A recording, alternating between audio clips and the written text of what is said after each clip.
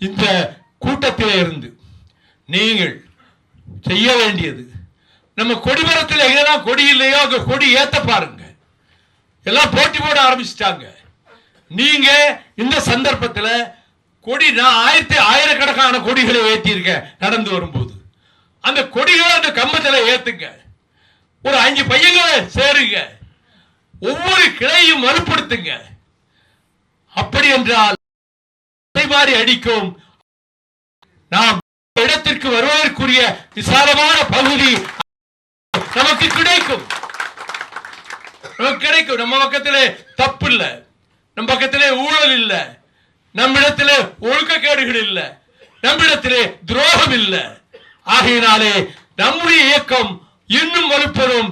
இன்னும் வலுவாக புலிகளுக்கு தலைவர் கனவை நனவாக்க நாம் குரல் கொடுக்க முடியும், போராட்டங்கள் நடத்த முடியும்.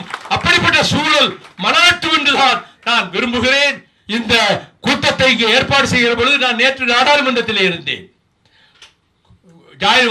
ஜாயிண்ட் செஷன் 2 சபையும் சேர்ந்து உட்கார்ந்த கூட்டம். அதில் இருந்துட்டு அது ராத்திரி தான் வந்தேன். இப்போ காலையில் எழுந்து நான் திரும்ப போகணும். இன்னைக்கு பார்லிமெண்ட் நடக்கலை. ஆனால் இந்த நிகழ்ச்சிக்காகவே நான் டெல்லியிலிருந்து வந்தேன். நீங்களே எவ்வளோ பேசிக்கிட்டோம், நம்ம சொன்னா கேட்டுக்கிடுவாங்கன்னு நான் நினைக்கல.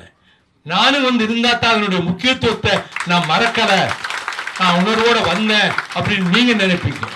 நீங்க ஒரு 5 பையங்களாலும் சேருங்க. இந்த ஒரு மாசத்துக்குள்ள ஒவ்வொருத்தரும் முயற்சி பண்ணுங்க. இப்ப 5-6 பையங்க வந்தாங்க, நான் பார்த்து கேட்டேன்.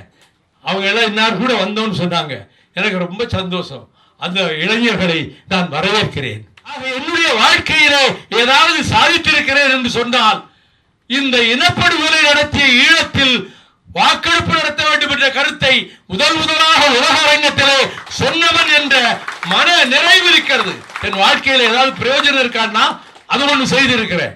அடுத்து எனக்கு தலைவர் எழுதிய கலைஞருக்கு எழுதிய கடிதத்தில் இங்கே உள்ள எம்பிக்கள் எல்லாம் பிழைப்புக்காக காட்டி கொடுத்து விட்டு போகிற நேரத்தில் தமிழ்நாட்டிலே இருந்து தம்பி வைகோபாலசாமி பொருட்படுத்தாது, மரணத்தை பொருட்படுத்தாது என்னை காண வந்திருப்பதை பார்க்கும் போது இதற்காகவாவது 1000 முறை நான் சாகலாம் என்று உறுதி எடுத்துக்கொண்டு என்ன லெட்டர் எழுதியிருந்தார்.